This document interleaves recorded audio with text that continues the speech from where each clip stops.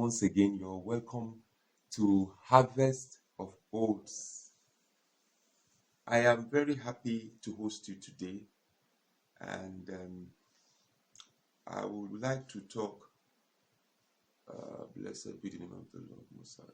I would like to talk about signs that you are dating the right person. And remember, in the book of Genesis 2, verse 18, God looked upon Adam, the man he had created, and he said, "It is not good for a man to be alone." And he decided to create a helper that is fit, a helper that will stand by that man and assist him to fulfill destiny. So that is the purpose of marriage. There must be a fulfillment. You must fulfill destiny. The woman that will stand with you, support you, help you, guide and advise you, she becomes your companion. And the Bible says, for this reason, a man shall leave his father and mother and cleave to his wife, and they shall become one flesh. So one of the key things in a relationship is if she has the ability to align with your purpose and align with your dreams and aspirations, she is going to be a good wife, because she must find how she's going to fit in into the whole picture as far as your destiny and calling is concerned. I would start like this. The first sign you will know that this woman is actually your wife is that she believes in you. A woman that believes in you sees everything great about you. Even if people tell her this man is useless, he has nothing to offer, he's broke, she will tell the people that, look, I know he's broke now, I know he's nothing now, but I still love him, because she can see the future with you. She's a woman that has vision. She can see the future, and she also knows where she will fit into your life to support you to achieve that future. So you don't have to be angry when a woman is believing in you and say, why does she trust me so much? Why does she believe in me so much? She encourages you to stand by you. That is the key thing, that you know that this woman that is here is actually my life support system. She's my hope. She's the woman I can rely on, I can trust, and I can walk this journey with. 2, another thing that makes you understand that this woman could be your wife, your soulmate, the woman God has created for you, is her parents and those around her support the relationship. Let me tell you, in some cases, they might not support the relationship, but that doesn't mean you have to give up. But take note of this. If the parents, her loved ones, her friends, and everybody supports the relationship and they feel it is a good union, then your battles are less. You have less battles to fight. You don't have to start thinking, how will I appease the mother? So the courtship, the duration of the courtship is going to be shortened, and things will be easier. The journey will be easier. But if the parents say, no, don't date our daughter, we are not interested in you, we don't want you for marriage, we don't want you for any form of a relationship, that means you are going to have battles to face. So you have to fight those battles on your knees prayerfully to God, and it will take time before the parents will come around into accepting or seeing anything special in you. 3, you have to understand something about a woman that is created for you. She is like a place of comfort, a place of peace. When you're around her, you feel peaceful, you feel happy, you feel relaxed. You can open up and tell her anything, any thought in your mind, anything that is hurting you, or anything that has been a problem to you. You feel like discussing with her. You feel she compliments you, she makes you whole, and that is one of the key elements of a good woman. You know that this woman is the right person for me. You have no difficulty opening up. Number 4, your opinion counts. A woman that respects your input in any situation, anything she wants to do, she asks your opinion. My dear, should I do this? My dear, should I do that? Is this a good idea? And she comes to you and she wants to hear her own input. Such a woman is a keeper. Keep her. She's good. That means she trusts in you. She believes in your leadership. She believes that you have the ability to advise her in the right path. So if a woman does not ask you for input, and probably when you bring your input, you don't see any response, so she doesn't even care about what you have to say, that means she doesn't respect you and she doesn't feel you can lead her. Another thing you notice in a good woman is has sacrifices, her ability to make sacrifices. You see, a good woman will make sacrifices for your happiness. She will do a lot of things just to make you happy, to make you comfortable. And you begin to say, why would she have done that? Or sometimes the lady will say, he wouldn't have done that. You see him giving up certain pleasures, certain conveniences in his or her life to make sure that you are comfortable and you are happy.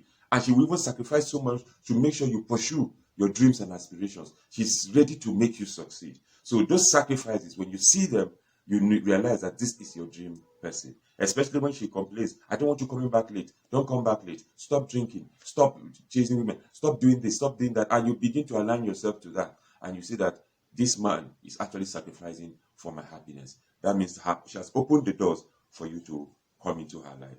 Fear of God. The fear of God is paramount in any relationship. Anybody that doesn't fear God cannot be trusted. Anybody that doesn't fear God you cannot predict his next move. The fear of God keeps people in check. You see, certain things people want to do, when they remember God, they will stop. If they want to divorce, they say, oh, what will God say? How can I, a Christian, a child of God, a born-again Christian, do this? Divorce. They think about it because God is paramount in their heart. So a woman or a man that has the fear of God is a keeper.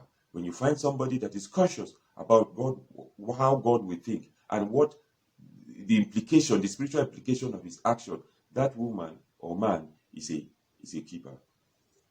Number 10, I want to say this. This is where I stop. I've given you 9 points. I just want to say this. This is where I stop. Any man or woman that has not found out his destiny or purpose has no business getting into the marriage institution. Leave marriage alone. When you find out what you want to do, where you are going, it defines who you are. That is who you are. And then you will be able to find a partner, someone that will match and assist you in achieving that goal. Is it clear? Now, I will talk about dreams that in the case that you will soon be married. When you see these dreams, you know that marriage is on the way. Number 1, you find yourself sweeping your compound where you live. Sweeping actually means you are cleaning off dirty things, sin, rebellion, anger. You are sweeping it out. That means you are keeping your heart, your life clean of sin, and you are ready to welcome a visitor. Normally in traditional setting, when a visitor is coming, we sweep the house and prepare, even cook for the visitor to feel comfortable and happy that he's in a decent environment. So sweeping in the dream is an indication that marriage is knocking on your door. Seeing an actual marriage setting, you are in a dream, you see you are actually getting married, people are there, they are wearing ashaibi, everything is set for marriage, and you look into the bride and groom the situation, you check and you discover there was no bride, it was supposed to be you, and that means you are getting married soon. And it is your decision. If you're able to see the groom, fine. If you're not able to see the groom in that dream, not bad. But God always allows you to make your decision whether you are marrying or not. A lot of ladies see themselves marrying particular people and they say, I'm not marrying this one. This one is not for me. So God does not take away your free will. You have the ability to decide or to accept. Another dream that portends to marriage is if you see yourself with flowers. You see yourself with flowers, receiving flowers from someone you don't know, or receiving flowers, a bouquet of flowers. It shows that marriage is near. When you see those flowers, there are different types of flowers. When I'm talking about marriage, flowers that are talking of portends marriage, I'm talking about roses, carnations, and the rest. I'm not talking about the water lily. And onions, the flowery onions, does not count as flower. Don't consider that. But the actual flowers I'm talking about is those ones we use in ceremonies.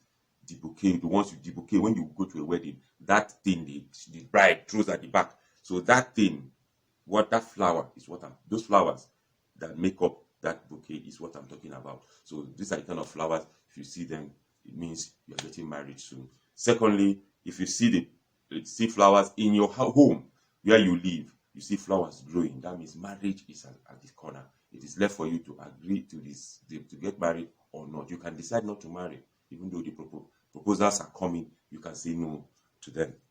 Then, if you see yourself, this is the final part where I stop. If you see yourself actually in a marriage situation, that means you are in a home, you see a babies, children, and then you see a spouse. That means you people are in a marriage setting, in a domestic setting, and you look at the spouse, it's somebody you know, somebody you identify, and he's calling you my dear, my daddy in the dream, and you are together in a home as if you are married, and the children are there holding you and stuff like that. Sometimes it could be that God is telling you, marry this person. It's an indication God might be telling you, marry this person. But if you say you don't want to marry the person is not your spec, as people say these days, it's not your spec. I don't want to marry her, him or her.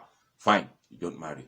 God will not hold you accountable. But the problem is this: those children you see there, if you eventually marry that man, those are the amount of children you would have. So many people have told me in the past that they had such dreams, and they had 2 children, and in actual life, they actually had 2 children. In fact, they even named them as it was revealed in the dream. So with this, I think I'll come to an end. I will stop here. May the Lord bless you and keep you. May He cause His face to shine upon you and give you peace. It's me again.